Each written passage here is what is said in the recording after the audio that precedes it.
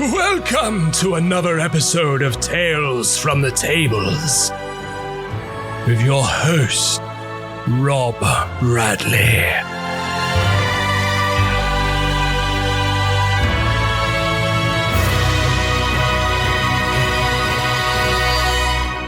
Well, I certainly made that intro pretty epic, didn't I? No pressure on me whatsoever here to make sure this podcast is incredibly epic. Welcome to Tales from the Tables.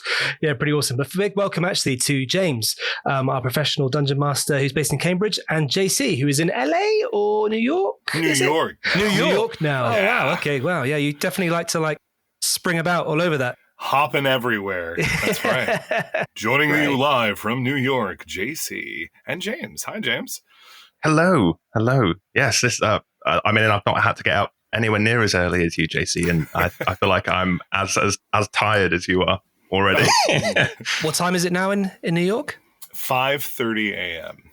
Nice. Oh yeah. That's right, that's baby. Too early. Wow. And there's me thinking my alarm going off at 8 o'clock is like hell on earth. Hey, It's not the worst. Since this is Tales from the Table, the craziest schedule I've ever had to do was getting up at 1 to start running a game at 2 a.m. for some guys in Australia and China. That was fun. Twice in a row. I remember that booking. Yeah, that's that crazy. That was a good one. Yeah, that's crazy. Yeah. How did you do? How did you feel? Did you feel like you were... Amazing. They were aware. I let them know ahead of time. I was like, hey guys, just so you understand why my voice sounds like I'm a deep voice, croaky black man at this hour. They had the lowdown, but they said I did great, so I'll take their word for it because they were really great. Oh. I've had to run a game for Australia as well, although admittedly not through Rolldark. My brother lives over there. And during lockdown, their lockdowns were way stricter than even ours were. Nice. So he messaged me at one point and was like, "Hey, can you run a D&D game for me and my friends? I've managed to get them all into my apartment illegally. So if we can, great. If we can just run it, can you run on the TV for us? And you'd be on the TV and you just talk to us like something out of Star Trek." Like, yeah, sure. No, yeah, I can make that work. Fun. Nice. And when was that? Was that sort of the first lockdown or the second lockdown? Or? I think it was nearing the end of the second ones. I think so. Their lockdowns were like statewide ones, so I think they could go between houses. It's just they weren't allowed to cross state lines. They were all farm workers at the time. Wow. So they were in this like hostel in the middle of nowhere in Australia, fighting off real giant spiders. Yep. As I was taking them through adventure, they were fighting off. I'm terrified of Australia. That is like, I would love to visit. It seems like a beautiful country, but when people, even some of my players that are from there, and they're like, "Oh, yeah, we deal with giant spiders in our households all the time," and I'm like, "Oh, well, are you in the back country?" No, I'm in Sydney. And I'm like, it's like when you arrive at the passport gate, and they're like, "Welcome to Jurassic Park." Yep. And a gator bites you as you walk in. And you're like, "Great, here we are." No, thanks. I was there for a month, and I never saw a single giant spider or horrifying, deadly snake the entire time. And we went camping, so it wasn't like I was... You went camping in Australia? And you didn't see anything large and scary. I know. I saw kangaroos, which are kind of large and scary, because they're a lot more violent than you think they are. Yeah, and they're buff. Yeah, they're buff, they are man. So buff. Yeah, they're jacked. They're seriously jacked. That is intimidating, man. Yeah. Just waiting for their workout plan to come out so I can match it. The kangaroo diet and exercise. Just basically hopping about, lots of burpees. It's just the craziest story I've heard from Australia, and this is the last word on the subject, I promise, and then we'll talk about D&D. I had a friend who had a sister who decided to volunteer down there at, I think it was a fruit growing farm for about 6 months. She got 3 months through that volunteer service when she fell asleep on a couch after having gotten just a little bite from a spider that was, hanging around on the fruit. And when she woke up about an hour later, her leg was green and swollen, and she decided not to do anything about it for like the next 24 hours. And by the time she was like, oh, we should really get to a hospital, it was already like various different shades of purple and green and blue. And apparently they were, I think, something like an hour away from having to lose the leg. It was like a gangrene situation. They were ready to sever it. She almost became a one-legged person at the age of like 23 or something crazy like that. 23. Something. So it might have even been younger. What a horrific thing to happen to you. I mean, that's just... Yeah. Imagine going to Australia and losing a leg to something that wasn't a shark, though. I know, right? To a spider. Right. That's your that's the standard leg losing in Australia story, surely. Is shark bite. Shark bite, sure. Or, what is it? The Pacific blue ring octopus bite? Oh, God, yeah. They're like, there's that picture of that someone just holding one in their hands. Like, if that got you, man, nothing's saving you. Yep, exactly. Do you know what would be pretty cool? If someone, well, maybe we could do it, in fact, created like a monster manual of actual real life creatures that exist in the world, but like and gave them stats. Exactly, but with good stats, right? Not this silly like 11 AC for a rhino stat or whatever it is in the MM. Like that thing's built like a tank. You can't bring that down. That should have like an 18 AC easily. Yeah, exactly. It's plate armored, 100%. Yeah. Yeah, I mean, you could definitely probably kill a rhino with an arrow, I'm sure. Like, it's like if you fired it hard enough, it would definitely be able to manage to penetrate its skin. For sure. But it all depends on when you roll on your die, right? Oh, right, yeah, of course. Yeah, you see it now, can you? All these poachers running around Africa rolling dice. Oh, I missed. Not 20. Not 20. Oh, not 20. Oh, yeah. No, you're supposed to go down. You're supposed to go down. The rhino just looks at them. Yeah, right. Amazing. Yeah. So have you guys been running games this week? Tonight, I have a final tonight. The final? Ooh. Yes. Keys from the Golden Gates? Is that right? No. I'm doing Keys from the Golden Vault at the moment, but this week was postponed. So the finale for that is next Monday. But no, I've got the finale for the Spelljammer adventure, and we've sort of already done the end of the book. We're now just sort of bookending the end. It was a very dramatic. Actually running like from what is it, Zarazix or yes? See, now I'm going to have to be pulled up on pronunciation on this. What do you call it? Light of Zaraxis, I think. Zaris. Zaraxis. I'm sure it's Zaraxis, isn't it? Zaraxis space, and I have to keep saying the word Zaraxis. Like the villain from Galaxy Quest? It does sound a lot like, or like the Doctor Who analog villain from Community, Thoraxis. Yes. How before Thoraxis? That's right. I forgot. Such a good episode. Awesome. And how is it playing D&D in space? It's very different, but there's so much that's the same. And essentially, if you go to different planets and stuff, they're back to being mostly fantasy. It's what it's really like is, the animated Treasure Planet movie that they did. Yep. That's so great. Good. It's that. It's basically like that's the sort of the vibe of Flash Gordon, but more fantasy, less lasers. That's all you needed to say. I'm ready to buy a ticket. Even though it's the last session, like, that's all you need to tell me. It's Treasure Planet. I'm there. Yeah. I'm playing that game. So with it, where does Spelljammer kind of sit in terms of like the actual timeline of D&D? Is it part of the Forgotten Realms? Is it like is it basically if you're in Eberron, it's what they're doing in space, or is it you're in the Forgotten Realms and it's what they're doing in space? Like, where does it sit? They've in the book anyway. They've sort of made it so it can sit anywhere you like. So essentially the adventure starts with these meteors hitting wherever your players are. So if you want to fit it into like an ongoing story already, meteors hit, and essentially they're these giant seeds, some vines spring out of the ground, like twig blights start attacking everyone, and you have to try and your players escape, as it seems like it will kill them. And so they escape up into space, encounter some astral elves who, it turns out, are trying to drain whatever planet you're on's life force to power their star. and then you're just in space from there. So it can pretty much fit in anywhere. And as long as you stop the horrible vines from destroying your planet from the inside out, then I suppose it could fit timeline-wise any way you'd want it to. Okay, great. That's very... I feel like I've seen that plot before. But it's interesting that they decided to go with that. It's very like druidic fell or like evil magic mixing with space adventure at the same time, because it's vines and trees coming. In other words, the last thing I'd expect a space or a Spelljammer adventure kicking off with is twig blights.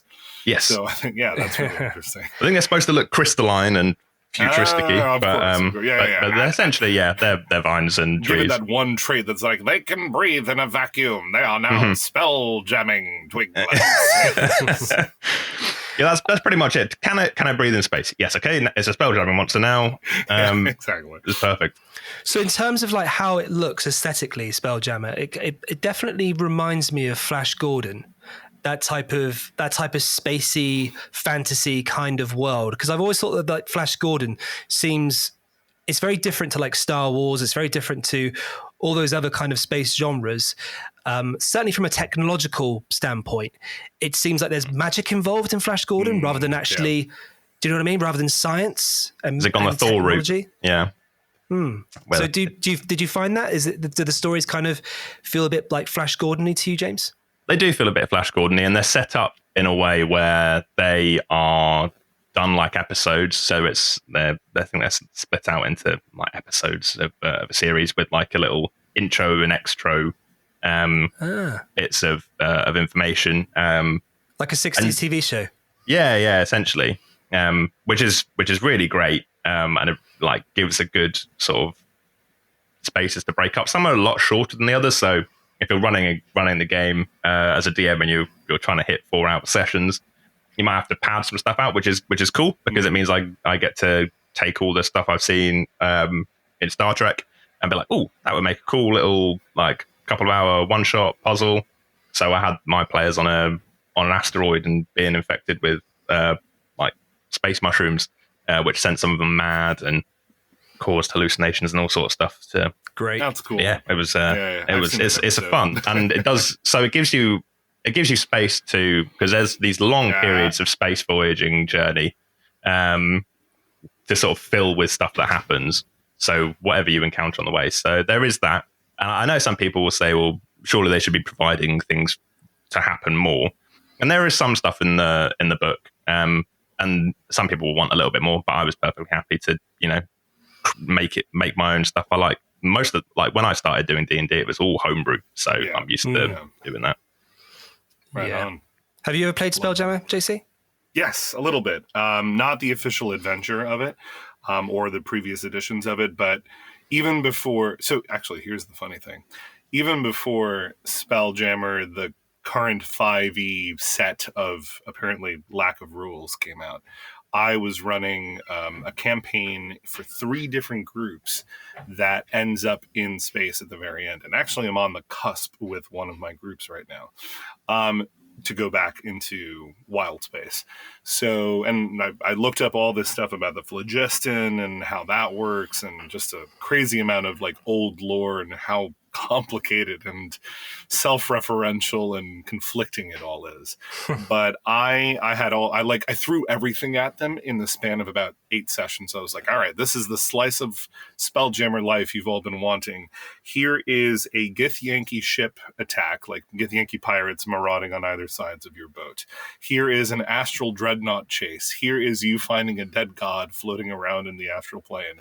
Here is Tunareth, because a big part of it was them going to the city of the Githyanki and sort of trying to recruit them into the war effort against the Mind Flayers that were invading Faerun and stuff like that. So sick. It was, I loved it. It's cool. A lot of fun. It's very random, and I made up a lot of my own nautiloid rules because they were piloting a nautiloid that they had sort of recovered from the surface of their planet.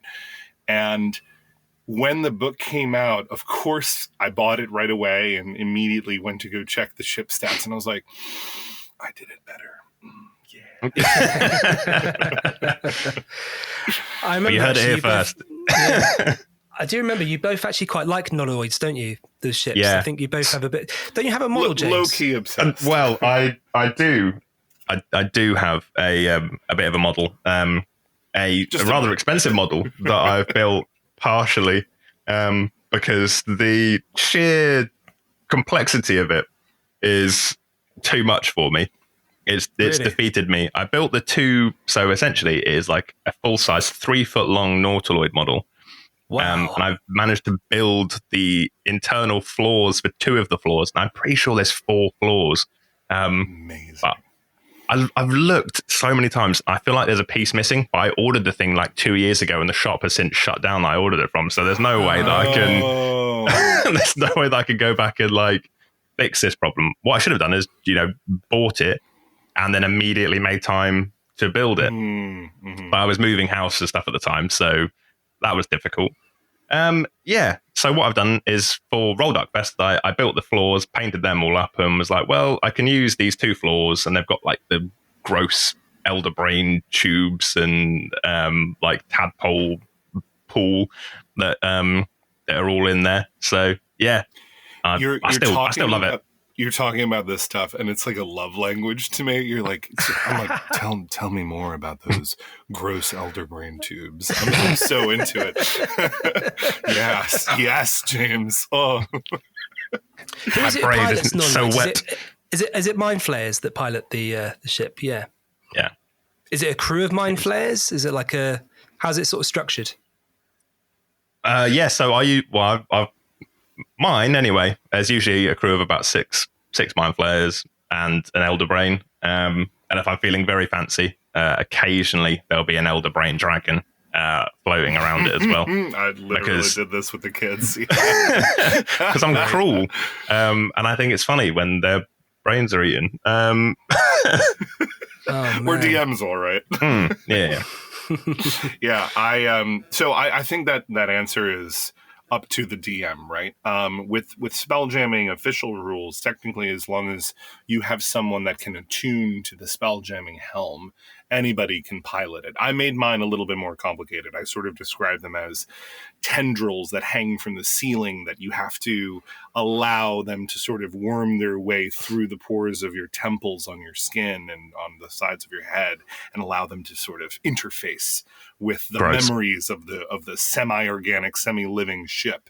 And then from there, you roll an intelligence save, and if you're good, then yes, you can pilot. And if you're bad, then you're overwhelmed and you're out for an hour. And the tendrils in your brain, so it's too late. Yeah, exactly. You're already liquefied. But yeah, no. Normally, it's mind flayers. The cool bit about the lore is that they sort of lost the technology to build nautiloids. They have lost the secrets. So, wow, great. Yeah. The reason I'll open up with this. Why don't we get into it? But the very first campaign I ever ran through Rolldark, called the Ashen Throne, that was actually sort of the colloquial name of that nautiloid. That's what it was called, the Ashen Throne. And it was inspired by what was back then the teaser trailer for the upcoming video game Baldur's Gate 3. Which showed, I think it was a 1 minute long trailer or so, this flaming fist captain in Baldur's Gate sort of succumbing and undergoing metamorphosis, turning into a mind flayer, right? Rather rapidly. And then you see the skies darken above the city and all these mind flayers are invading, and you can see a huge nautiloid in the background, right? So that was 3 years ago, and I said, you know what? I'm going to write. I was so inspired by how did we get here? Because the mind flayers typically live underground and they've lost the technology and any access to their ships. So they only come out every now and then, or you stumble into them in the Underdark. Why would they be so bold as to strike a city, a very populated city with magical defenses and wizards and whatnot? So I was so inspired to write it. And I said, by the time my party starts encountering mind flayers in the larger plot, the video game will be out, so I'll be able to fill in all the details, right? I'll sort of label it as a prequel to Baldur's Gate 3. As we now all know, that was 3 years ago, and the game is still not out. Bonkers. So, yeah, it's coming out in August. Low-key, we're sponsored by... So they say it's coming out in August. Yeah, so they say, exactly. But yeah, so that's how it all began. Love that stuff. Great. And the Ashen Throne was your first campaign, right? That's with right. Rolldark? Yeah. It was followed by Eventide War, which was the Feywild campaign right after that. Do you know how many campaigns you've had so far with us? Through Rolldark, I could probably pull up the sheet and count, but I'm tempted to say it's somewhere in the vein of 30. 30. Wow. But that includes shorter campaigns and a couple of one-shots. But these are all like the custom adventures I've run through Rolldark. Wow. So it's about 30, yeah. You know, during the pandemic, I was pretty amazed at your tenacity, JC, at how you were running 5 games a week, if not more, actually, because you were running some of your own games. I was doing 7. I was doing an easy 7, 6 of them through Rolldark plus a home game, and then we started adding monthlies. But then after pandemic, that sort of slowed down. That is. God, my voice would have been shot. Like even after some of the games that I've run, just the day after, my voice is wrecked because I've done like a particularly deep or like throaty voice. And then I've woken up the next day like. I learned early on not to do too anymore. much time in hell or the abyss because I wanted to do everything sounding like this. And then 5 minutes later, I was like, yeah. Well, that's great for a flump, though. Yeah, maybe. Yeah, nailed it, Jim. That's it. I'm running a flump campaign. Just alternate between horrible demon lord flumps. But which is which? Yeah, right. Well, that's great, yeah. Just have all the flumps be the deepest voice you've ever heard, and all the demon lords just like, hello. Yeah, brilliant. So how many years have you been with us in JC? It's about 3 or 4? I joined in January 2020. So, yeah, a little over... 21, 22. Yeah, a little over 3 years now. Oh, same, actually, yeah. Wow. Yeah, so, yeah, it was the same for me. Managed to get some in-person games in just before the pandemic went down. And then, very quickly had to learn how Roll20 worked. Mm-hmm. Yeah, right. Yeah. You're not still on Roll20. Other options are available. Face is going to show up and cancel us. Our other DMs who are big fans of Foundry. Yes, Foundry's great too. I'm playing on Foundry. It's like Pringles, right? Once you pop, you can't stop with the Foundry. It's really, really good. We'll get you, James. Don't worry. I bought it. I own the software. I find it really hard to do what I want with it easily.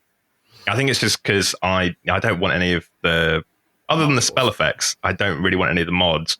And I find building characters in it can be difficult. Because what I like to do is get my players to go through D&D Beyond. Because I've got the top tier subscription, so I can see all their character sheets. They can access all the books that I've bought. So they can read those once they're in a campaign with me. And then build their characters based on that. And then I can just, essentially, for Roll20, just make a token with hit points and just put it in there, let them control it. They move it around, do everything on there's a plugin called Beyond 20. Beyond 20. Mm-hmm. Where everything just carries over from their D&D Beyond character sheet into, they can roll then into Roll20. Yeah, it works so smoothly. It's just very simple. So yeah, you just need 2 tabs open for the players. And even if you're not building characters on D&D Beyond, I know what you mean about Roll20 having a built-in 5e character builder. So depending on what kind of content you buy for it, you can unlock that stuff. But Roll20 is like sort of officially licensed with Wizards of the Coast, so they get access to the books and they have a dedicated team. Whereas Foundry has a smaller dedicated team for it, but nothing to do officially licensing with 5e. So that's all sort of module user-generated content that people just freely submit. Yeah. That being said, there are ways. There are many ways, James, it can be done. I think if you understand Foundry really, really well, and you're good at that sort of thing, and you can navigate the menus, and you learn all that, it's infinitely better. But there's a big but. Getting your head around it takes a lot of time, I feel. And then if something goes wrong, Yeah. I have to troubleshoot. I don't have time to watch a 2-hour YouTube video walking me through how to get a Mind Flayer Arcanist stat block to work properly, because it's not in one of the official books or whatever. That's probably a poor example, because that monster is. Before this turns into a Foundry podcast, which it won't, I'll just say we should hang out. We should hang out, man. I'll just swing you to the other side. I'll show you the well, Face has tried. Chris has tried. So JC, you can try, and then eventually. Yeah. I think as well, James, you probably used Roll20. Did you use Roll20 before you started working professionally as a dungeon master? No. I learned Roll20 super quick, but I think it was a necessity, because I had a game, and then not long after that, a couple more games started, and when everyone went into lockdown, so I was like, right, well, so I just used that. I've used it for 3 years now, so I suppose at this point it's second nature. And they've added new stuff, and it's quite cool. The dynamic lighting and stuff is all new. Catch up to Foundry, but I've had a lot of players as well who said that Foundry can be a bit intense for their computers.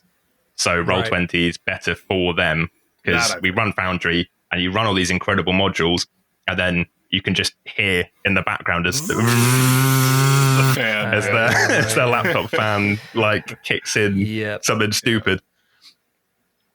Yeah, it's interesting, isn't it? I think with Roll20, certainly from my experience with it, it was you could enter into the game quite lightly and start using it quite lightly, in a way that you just have a map.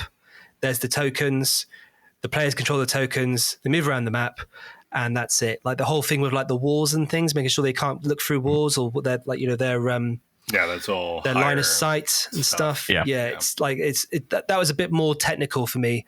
Yeah. So whenever I've used Roll20, I've only literally just been here's your map, here's your guys, move around. That's it. Well, yeah. And if I can jump in, no matter what VTT you're running, I've seen both ends of the spectrum. I've seen people use it basically as a whiteboard. So they just slap a grid and almost a blank page and draw boxes to indicate rooms and hallways. Or I've seen people shell out for the beautiful video 4K animated maps with animated tokens with different token states. If you go prone, they have a different video file for that and stuff like that, so that it runs all of that at once, either on Roll20 or Foundry, right? And it's amazing what you can do online with D&D and any other TTRPG. It's really, really cool what you can do these days. But at the end of the day, I think, Rob, this might have actually been something you said. Whatever you're doing will always pale in comparison to the imagination of the players. And sometimes a whiteboard is all you need, let them go crazy with that. Yeah, absolutely. It's about what you give to them in the terms of their experience. It's after every D&D game, whenever I've played or I've DM'd, I always feel like what I remember from the next day is the memory of being the character or playing the characters. And that's what I remember from it, rather than actually sitting down and actually playing the game with the individuals. Of course, there's moments there too that are great, but that buy-in, that immersion of that experience and that memory is what really, I think, is what has the weight behind D&D and why it's so incredibly popular with people and why people keep coming back to it and playing every week, as we know in our community. Yeah, absolutely. As I make all my own maps, but I don't care if my players are wow, oh, no, that was a really nice map last night. I don't expect that. What you expect is, oh, we were in this horrible fiery dungeon. That was terrifying, and I almost got melted by lava. You want that, not look pretty. Yeah, exactly right. Yeah, right. Exactly. Totally. Exactly. At the end of the day, they're just tools to aid that theater in a way, aren't they? Yeah, and I think it's also really easy to get caught up as a GM in your own sort of world, especially if you're running games so frequently like you and I do, James, and Rob, you do plenty as well. And it's sometimes you get caught up in the story that you want to craft with your players. And even though you're trying to build this with your players, I think it is really healthy to play in a game because you sort of keep perspective that way. You remember what's fun from the player's perspective. They want to feel epic, and well, I mean, everybody is different, but the large majority of the time, you remember a session when your character did something fun or did something cool, or when something cool happened to your character. Not that, there was this awesome political story with 7 different factions all betraying each other at once. Yeah, that's interesting background stuff, but the memory of that will be fleeting. What sticks with you is that one time when I was playing 4E 10 years ago and I threw myself off of a ledge and knocked 2 gargoyles down. Like, I don't remember what the campaign was really about, but that moment really stuck with. So I find that it's really, really important and healthy to stay in a game, play every now and then. You don't have to be weekly or whatever, but once a month or something like that, jump into a game or have a character you care about and remember what is fun from that perspective. Yeah, it's surprising, actually, the amount of memories you just brought up just by saying, oh yeah, I jumped off a ledge attacking some gargoyles. So many memories involve jumping off things. What do you want to do? I want to grapple him and I want to push him over the ledge. Yep. And we'll do that. And I did. So many players have done that. I think that's like a key part of D&D that is very overlooked. What do you want to do? I want to push them off something real high. It's like being in a video game and just going up to the tallest point and jumping off just to do it. Yeah, I've been playing a lot of Tears of the Kingdom, so that's all that game is about. It's just looking for higher advantage to drop down on them. Yeah, brilliant. So great. I think that kind of leads me into a really good question, actually, for both of you. So, with your time at Rolldark, what sort of key moment has really sort of stood out for you from your player's perspective? Like when you've been running a game for one of your players, has there been like a really epic moment that really stands out that is like, oh, wow, that was like something else. That was either pure creativity. It was, pure emotion that you felt. There was something there that was just like, you know what, this is why I play this game. This is why this game is so incredible. And, this is why I keep coming back to it and why, I've decided to be a professional as I am. Yeah. Okay. So one that stands out for me was coming to the end. So the very first game I had with Rolldark, I had this group from like I met in person actually initially, and then obviously we transitioned to online games through the pandemic. All through the pandemic, all two and a bit years of it. Then they had these characters, most of which survived. We had 1 or 2 die. We had 1 die and then be resurrected a little bit down the line. So one of my players played a different character for a bit, then came back to original one. So yes, it was essentially this giant sort of Lovecraftian horror thing, Cthulhu invading, huge war at the end. Ooh. And I had my players all at level 20 at this point. We've been playing so long. And they were given the choice at the end of the game. Well, going forward, we're gonna reboot you with new characters. So would you like to? So at the end of this fight, if you survive, there's a potential for ascending to godhood. Or but one of my players, as we're nearing the end of the fight, was like, they were all like so low hit point wise, like 1s, 2s. And then I think there was one who was hiding way in the back who was on full hit points, but as there always is. Yep. Yes. So they landed a crit, and I said, "Okay, if you can kill this now, but it will absolutely destroy your character's soul. So you can't ascend, but you'll have won. You'll have sacrificed yourself to win." They didn't think about it for more than 2 seconds, I think, before they were like, "Do it, roll the crit. Let's see if I can do enough damage to kill it." And yeah, they did. That's how the campaign did. Our paladin leapt off this tower into Cthulhu's head, essentially. Wow. As you do. Stabbed it. See, jumping off of stuff. Jumping off of stuff again. Cool memory. Killed it, obliterated it, and then that's now just in game, a great story, but also one that has had impacts on future games. I tried to set my games all in the same world. So with their next lot of characters, some of them followed their old characters as gods, and they see statues to this character who sacrificed himself. I love great, that. Great. It's it's good. It's good fun times. Nice. Yeah, right. I think players sacrificing themselves in the final sessions of campaigns is something that's quite fun, and people do like to do. Well, once they know, okay, I'm going to be stepping away from this character for a bit.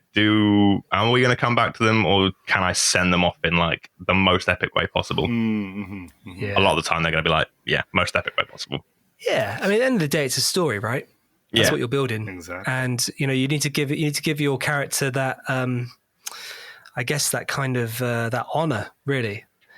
For a fantastic ending to their story, to the arc of their character's story. Yeah, exactly. Yeah, brilliant. And what did you? So you still playing with these players now, James? Yes, yeah. Still going. They're the ones who I have just finished a spelljamming campaign, and I don't want to spoil the end of that module, but someone sacrificed himself in the end of that as well. It's a habit with the group. Yeah, to start. Well, they blew up a star. So They blew up a As star. you do. Wow. Your campaigns sound like they have very epic endings. Great old ones coming out that you have paladins leaping onto the heads of, and exploding stars. And well, I'm running Strahd monthly at the moment as well, so I'm just working out how I can make that ending. We should talk. Is I've that run with, Strahd to completion 3 times now. Is that with Luke's group? Yes, it is. Yeah, Oh, great. How's it going with those guys? excellent. They're hilarious. So I'm having a great time with them. His emails to me are always so funny. They'll literally be like maybe two or three words. It'll be like, James Burrows, this is the date. Can we have him, please? Oh, and preferably without his t-shirt on. Something like that. I'm like, right, okay, cool. All you listeners at home, you're currently being deprived by how handsome James Burrows is. Yes, it's a. I must admit, when I first came onto the podcast and we saw the video and James's face was there, I was just like, oh god, it's like looking into a supernova. It exploded. Oh no, that was me. Sorry.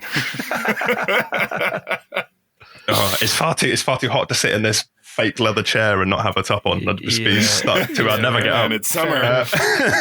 Yeah, fair enough. So JC, how about yourself? So here's the thing with that. That's such a good question because I feel like it happens every session, or of course there are standout moments, but honestly, I have a litany of so many beautiful player choice moments that I've often said, like, I need to write a book, like just filled with tales from the table, it's truly amazing. Some of the standout ones.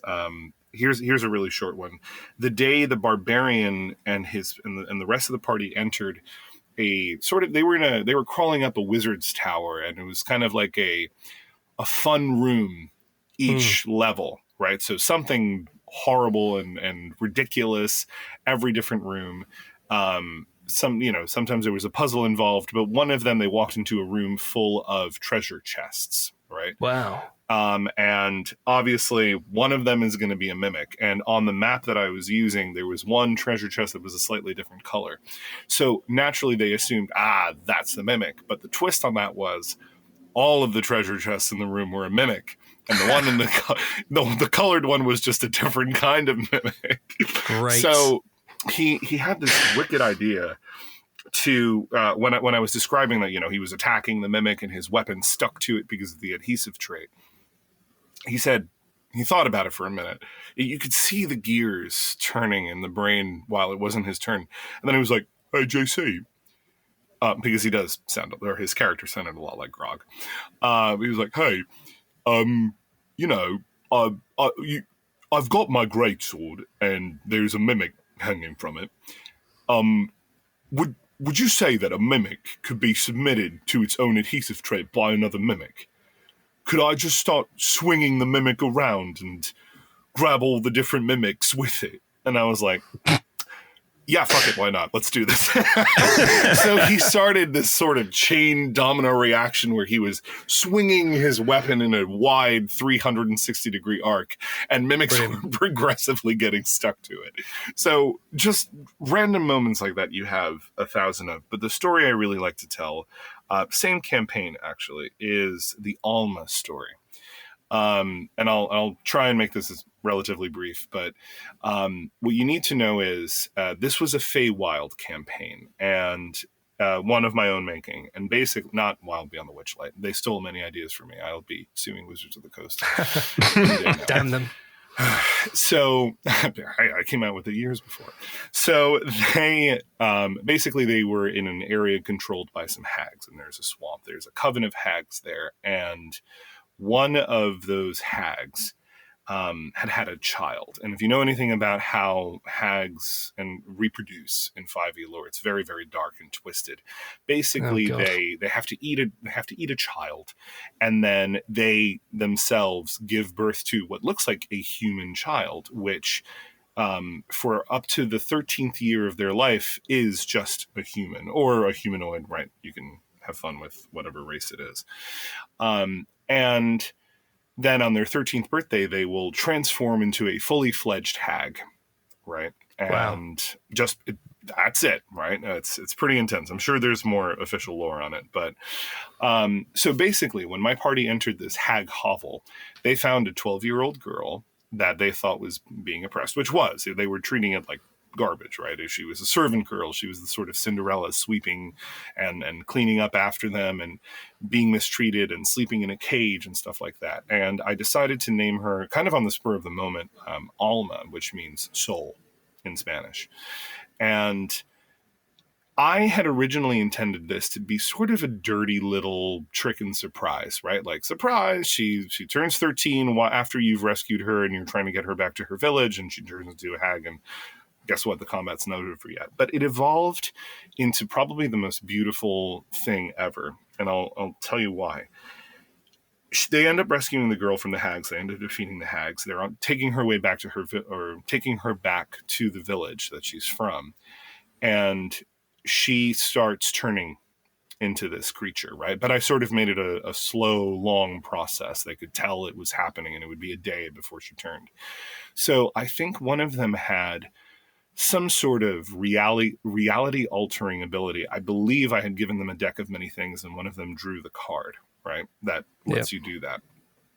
So they wished for, at this point, they had sort of grown rather attached to Alma, and she had been sort of learning from them, and they had been RPing with her so much at their little fire camp sessions and whatnot. So they opted to spend that wish to revert her transformation so that she could grow up to be a real person and not a night hag, right?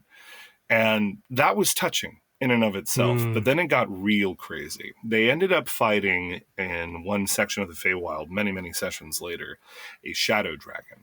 And Alma, rather stupidly, because they loved her, but they kept forgetting to like help control her token, was kind of in the front of the party. So she took the brunt of this shadowy flame that instantly killed her, because it rolled massive damage.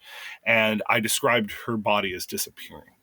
They ended up actually TPKing to that dragon. It was, I had built it almost with that in mind, to transport them to the Shadowfell for a sort of dichotomous episodes in the Shadowfell, whereas they were previously in the Feywild.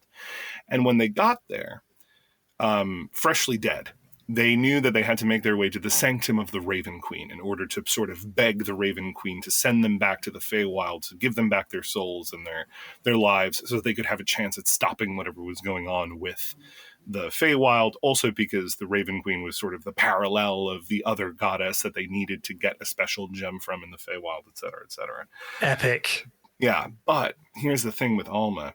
They couldn't find any sign of her, even though she had sort of suffered the same fate just a little bit earlier from them. But it turns out that there was a sort of time loop. Alma had been transported to the Shadowfell, even though it had been only seconds for the party, 7 years prior for her. So she had been lost and wandering in the Shadowfell, feeling abandoned by the party. This was also me kind of like turning the screw on the party, saying like, you need to start remembering her fucking tokens, guys. Sorry, I don't know if we're PG or not. This will teach them. This will teach them. So I had this idea that she grew up into her late teen years. She's now like an 18-year-old or whatever, almost a 20-year-old girl. And she had been sort of adopted by the Raven Queen and turned into her most fanatical servant, and was looking for revenge on the party. And I built this chef's kiss, beautiful stat block, this like weird ass combo of special Shatterkai stuff from, whatever book that came out in, Mordenkainen's or Volo's, plus warlock levels and stuff like this.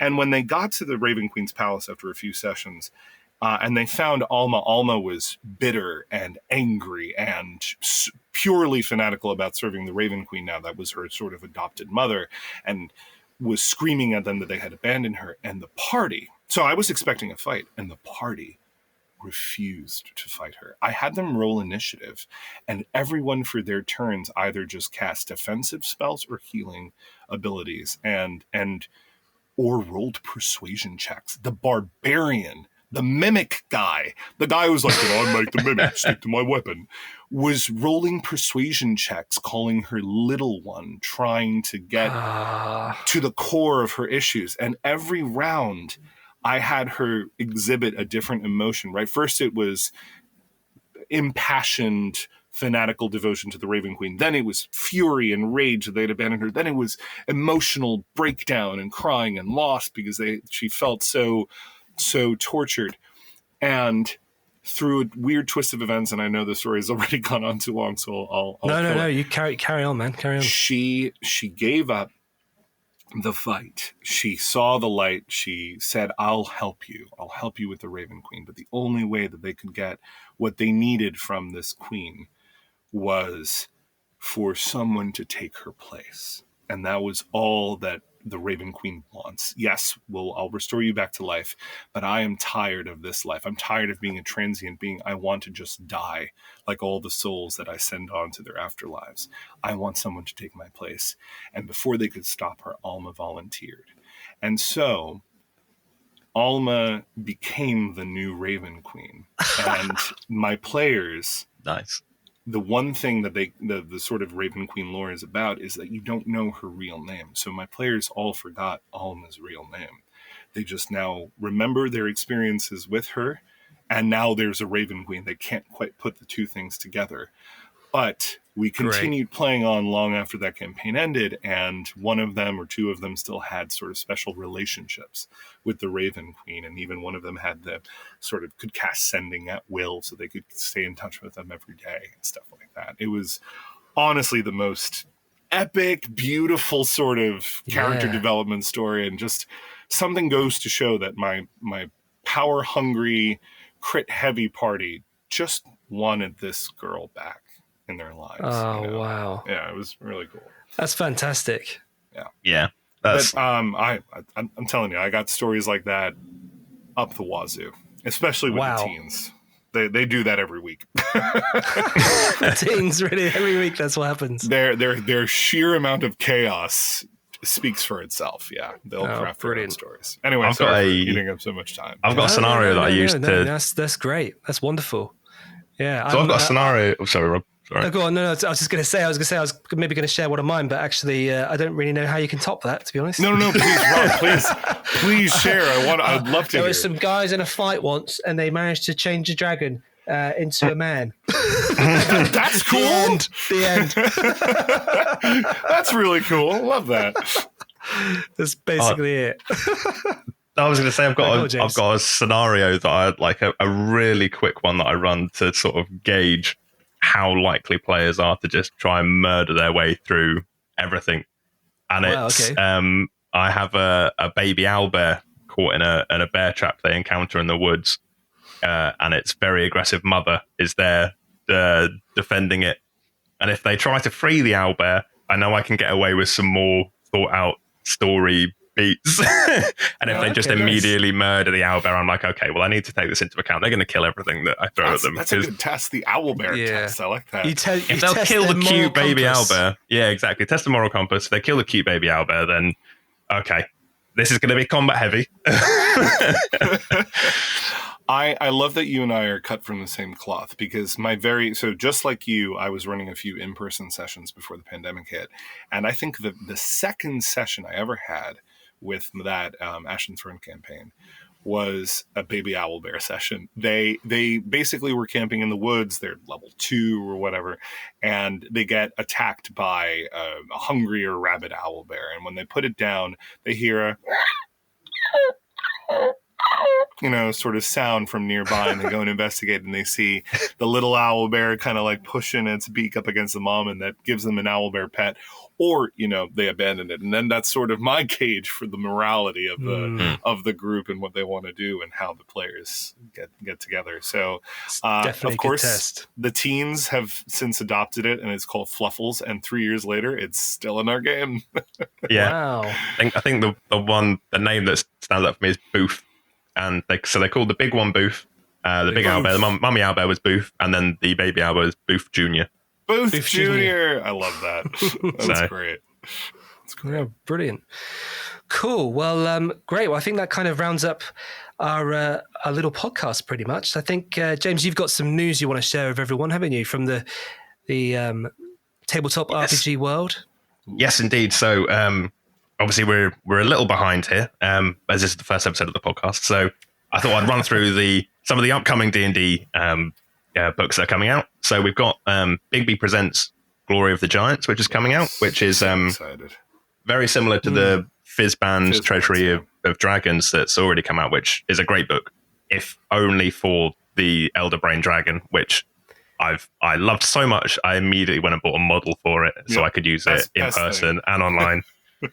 Just the first thing I did after reading about it was like, well, I'm working this into everything. Do you guys ever use giants in your stories? Very rarely, actually. So I'm interested to see if there's something cool I could do with it. I've never run Storm King's Thunder Adventure. That was my very first 5e adventure, Storm King's. Very sort of DM intensive adding and working around it. It doesn't walk you through it very clearly. A lot of people who have started playing D&D, sort of friends of mine, they've tried the Storm King Thunder first, and I was like, oh, you shouldn't have picked that one. It's a very complicated, like you say, it's heavy. Yeah. It's a lot of weight that you have to pull. But to answer your question, I have used giants. I'd love to use them more, because I thought that they were done a little bit of a disservice in 5e, and I've used mostly stone giants, because I think their lore is really cool. They basically see everything in the real world outside of their rock caves as a dream, because everything is always moving, like trees and wind and stuff. So they think everything's a dream. So I've used some stone giants and a couple of cloud giants, but that's really it. I would love to delve in more. What you were just saying there about it not being a very good adventure to sort of kick off as a first time DM or player, I'd imagine. I've, like you said before, I've just run Keys from the Golden Vault, and I think that is an absolutely perfect first time adventure for people coming to D&D. Just because it's all the scenarios are individual, but it's very, very easy to string them together if you need to, and then go up the levels. But because it's something that most people are sort of very familiar with, heists, it's very easy to buy in and also stop sort of what can happen with D&D, where it's all very combat heavy and people go into it thinking about combat. Whereas in most of the scenarios, combat's the last thing you want. Like, you're outmatched. It's a heist. Yeah. So it's easier, I think, to get new players and players who haven't really done a lot of role play before to engage in role play, because they have this sort of base knowledge from all the heist films they've ever watched to sort of bring to the game whatever character they're playing, really. Like, they sort of know, okay, so we don't want to get caught. We're stealing stuff from a vault. There's going to be trip lasers and things, and they sort of know what to expect to a certain degree, so they can plan around it. I think it's great. I've seen players who have come from games where there's a lot of combat into it, and suddenly they're role playing like I've never seen them roleplay before, and it's awesome. But yeah, cool. I would highly recommend it, even if you've got players who hit first, ask questions later. Just like run, like even as just like a one shot to see if they take to it in a way that they haven't to other adventures, to see if it sort of brings out that role playingness. Because it might then transfer into other adventures. I'll know when I transition from them to like another story. But yeah, I think it's very cool. So that's released not too long ago, because I've only just come to the end of it, and I ran it almost immediately after it came out. Nice. Yeah. I noticed that it was like being advertised, and I was like, "Is the book even out yet?" I was so keen. Did you feel like there's another story to be told after that book? Well, to be fair, I got through an 8-week campaign, and I've only used half the scenarios in it. Okay. So, because I'd say like 4 heists, and I think there might even be 12 heists. I might even only have got a third way through it. Okay, great. Is there like a through-line story that you're following? No. So there's not a through-line story, but I found it very easy to make one. Just whatever MacGuffins you're getting from each one, you could tie those together. Or the way the book's set up is it's sort of you're working for the Golden Vault, which is this good aligned Silver Dragon owned treasure hoard, and they're trying to make sure that the treasures are put where they're belonging. And like one of the heists is a casino heist, and the information they give you in the book is that someone's come to you because they were essentially screwed over for tens of thousands of gold by this guy, and he's opening a casino, and they want you to break in, rob him, embarrass him in front of everyone. So that's yeah. Alex, if you're listening, that's you. Great. Yeah. So yeah, but yeah, I definitely highly recommend that.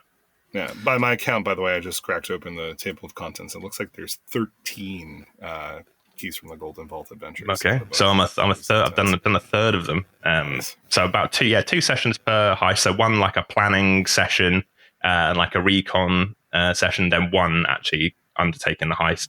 Yeah, that sounds about right. Yeah. So cool. Yes. So realistically, I suppose you get 3 full campaigns out of it if you're doing 1 4-hour weekly session. So you get your 24 weeks of adventure out of it. That's if you don't add anything especially new to it either. Okay, great. And there's another book coming out as well, isn't there? 2. We've got 2 others. I think this year. So we've got a new Fandelver campaign that's like an expansion for the initial, like the starter. Yeah, the Lost Mines, which apparently is focusing on these obelisks that have been appearing in D&D books since Out of the Abyss. Yeah. So they've been seeding it a lot. It's in Tomb of Annihilation. It's in Out of the Abyss. It's in Icewind Dale, Rime of the Frost Maiden. Yes. They keep showing up, and they're like, we'll tell you what like this there's means. Vecna's involved, I believe. Great. Love Vecna. So yeah. They released like a Vecna dossier on D&D Beyond. They did. So I got the stat block for Vecna and stuff, and there was like an adventure with Vecna's tower in, but that's disappeared, and I'm devastated. Really? I think, there was. I've lost that. I think it was like a temporary time or anything. I think what I did on my phone is I screenshotted it all. The problem is I screenshot so many things on my phone that it's now you have to find it. It's lost in last year's stuff. Amongst all like tickets to shows and stuff that I now don't need anymore, but haven't gone back to delete. Oh man. Yeah. So sorry, with the Rime, like you say, with Rime of the Frost Maiden, these obelisks appear, and there's some time and space manipulation with them. Cool. Which is scary for Vecna to want to use, but also the other book that's coming out is Planescape, and people are thinking that maybe these obelisks are going to feed into how Planescape gets kicked off as well. Okay, that would be sick. Yeah, if they do it justice, if they go the route of Spelljammer, and it'll leave a lot to be desired. I have a feeling it'll divide the community a bit. They are doing it in the same way as the Spelljammer books. Or are where they it's doing like a 3-book thing? The 3-book thing. Interesting. Which, okay. like, is good because it needs Sure. 3 books worth of stuff to get running. Dude, you give me another book of monsters in it, I will buy that. I'm always happy to see more stat blocks. Yeah. Yeah, totally. Yeah, absolutely. Okay, great. And then, Sorry, yeah. so then you've got also Baldur's Gate 3 coming out, haven't you? In Yes. August, I think. August. Just before my birthday, so I allegedly. Hey.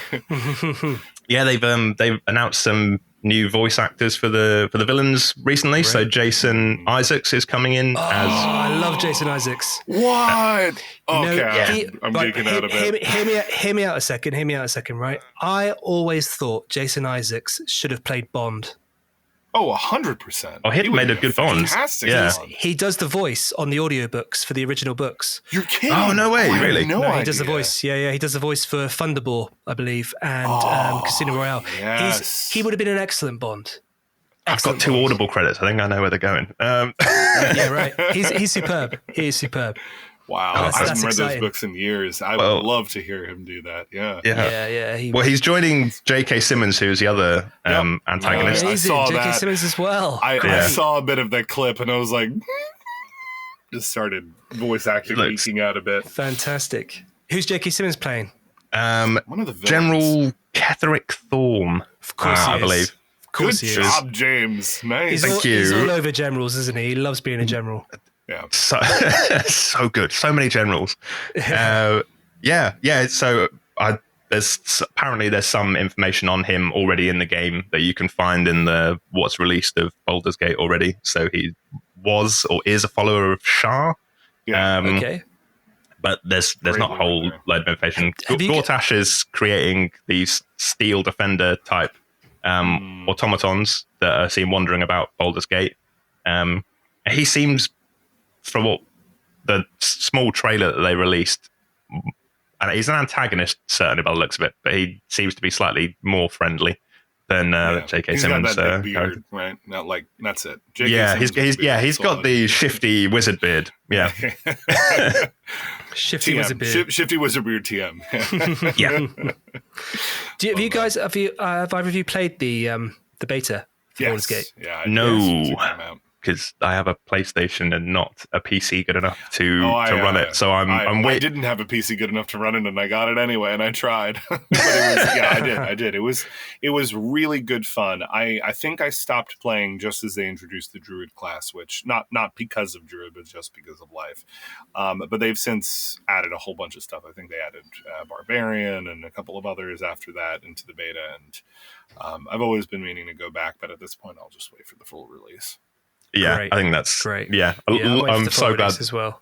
So glad I've got a release date, so honestly, I can now. I think one of the unsung things about the game, so it would seem so far, of course, it divides a lot of the community because it's not like the original Baldur's Gate games, but the lore alone, just seeing so much come to life from things you've read in on a page, and through many Forgotten Realms articles on fandom.com, just seeing all that come to life and really well implemented, really well crafted and well implemented. Yeah, I felt that way. I felt that way about the movie as well. I thought the movie was same, the movie was honestly. it's like a love letter, wasn't it, to the to the game, to the the realms, really. but it also had something for people that didn't play D&D. You know, it was enjoyable by people who were just like, "What is this movie? Chris Pine, I'll go see it." Whatever, right? And it was fun. It hit all the right notes for me, anyway. So Yeah, it was like a fantasy Guardians of the Galaxy almost. Exactly. That sort of like exactly that vibe. That's all they needed. Can't wait. which is the vibe of a lot of my games, to be fair. So it's not like Soft totally for James inaccurate. Burrows and his, absolutely, and his shirtless games. Yeah, right. You know, You should start charging a premium. You know. Yeah, I felt that way when Guardians of the Galaxy when I first saw it. I thought this is D&D. D&D in space. Yep. Yeah. It just felt like D&D. Yep. Amazing. So also there's some new tabletop RPGs coming out, isn't there? Yes. So I think recently at a con in the US, whose name I have forgotten, but I've read about it. So there was a a pen and paper solo RPG called 1,000 Year Vampire. Yes, my brother has been banging on about this for probably the last 2 years. He's got it and he absolutely loves it. Like he says, it's a solo RPG. You sit down, pen and paper, and you basically build your own vampire. And you have a whole lore about who you are, where you've been, all this kind of stuff. And the best thing about it as well is that it's the vampires from, although they haven't got like the license for this, it's the vampire more towards the Anne Rice type of vampire and not like the Twilight vampires. So, they don't shine in the sun and they don't get like weaker as they get older. They don't glitter. They get more powerful as they get, exactly. They don't glitter. Yeah, exactly. They get more powerful as they get older. But no, sorry, carry on, James. Yes. So, it's great. And the book, so it comes with a book and a PDF, so you can write online if you want to make all your notes on a computer rather than pen and paper. But the book's gorgeous. And obviously this is an audio podcast, so I can't show you. But if there's a YouTube channel called Shut Up and Sit Down who do board game reviews, and they've reviewed it, and then they show a lot of the pages from it. So if you want to have a look at it to see how beautiful it is, that's exciting. Absolutely go and check that out. So yeah, essentially you make notes, but there's only a certain number of memories that your vampire can retain. So as you go through the story, you have to choose which memories you lose and which you keep and carry on. So by the time you get to the end, you can only draw on the stuff that you've elected to keep. So the reason why I'm bringing this up, because obviously solo RPGs, very, very cool. But obviously for Rolldark, we can't run solo RPGs for you guys. But what we can do now is that they are releasing a collaborative version called 500 Year Vampire, where essentially it is structured as like members of like a vampire coven coming together every 150 years, however long the game tells you. Wow. Between sessions, and you exchange stories to sort of, and what you also do is apparently they're releasing a deck of cards with it, where you take a card. This is your scenario before the next meetup and session, but you have to choose one to give to someone else. So this is something that happens to you.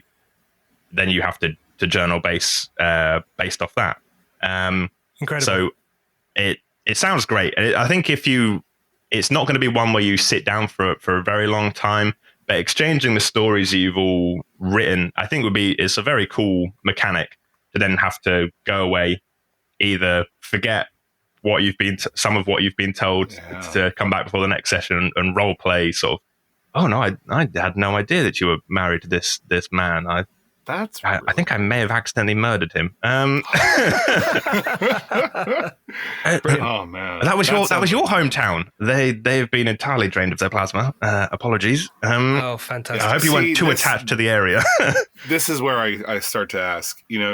Robert, I think you're under the impression that this is going to be more of a Anne Rice type vampire story, and I'm like, yeah, but how quickly until when it becomes a collaborative effort and you can play with players, does it become a what we do in the shadows sort of story? Yeah. Yeah, exactly. This is my wife. Oh, I've forgotten you were my wife. Just wait for that happening. Yeah, brilliant. Yeah, I've never played Vampire the Masquerade. Have you guys ever played that?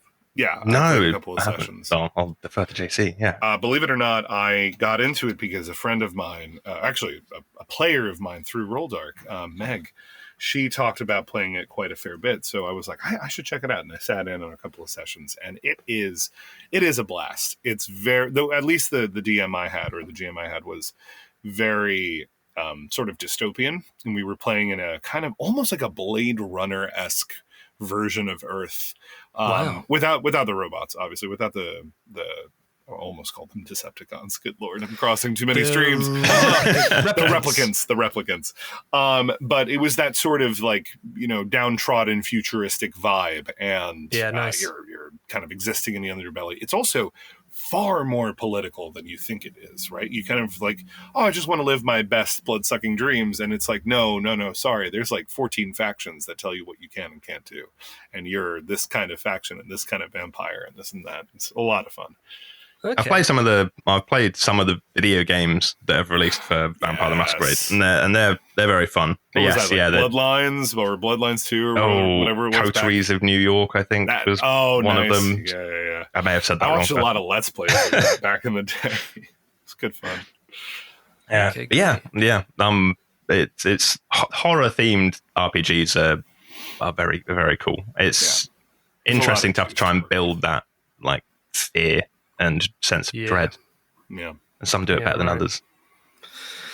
Cool, great. Well, thank you so much for joining me on the podcast, guys. It's been epic. Great to have you both. And also, we've gone over. We're 1 hour 9 minutes in, which is pretty good. Boom. Yeah, nice. Bit of long form podcast. Is that long form podcast? I suppose we wouldn't it. I've heard of longer. I've heard of much shorter. I don't know. It's something mid-form podcast. Mid-form. Maybe we've hit the sweet spot. Perhaps. Who knows? Great. Well, yeah. Well, thank you so much, guys. And awesome. I suppose I should plug Rolldark a little bit at this point. So what we got coming on at Rolldark? So at the moment, in July, late July, we have the GM Academy coming up, where you can come and train to become a DM, or pretty much just sort of polish your DM in skills to make yourself give yourself a bit more of an edge. We're sort of definitely targeting this towards DMs that are maybe stuck in a bit of a rut. And you think to yourself, I'd like to be a bit more engaged with role playing. Maybe your NPCs sound a little bit, or they all sound a bit the same, and you want to kind of find a bit like a variation between them. This is an opportunity for you to come and meet with other aspiring DMs and ourselves, professional Rolldark Dungeon Masters. You can come and we can have a chat. We've got like various different talks on, workshops, and there'll also be games in the evening as well. I will be adding a link in the description so you can find that below. We also have 2 brand new games coming up. In July, we've got the Creeping Dread on the 6th of July and the Bandit King on the 30th of July.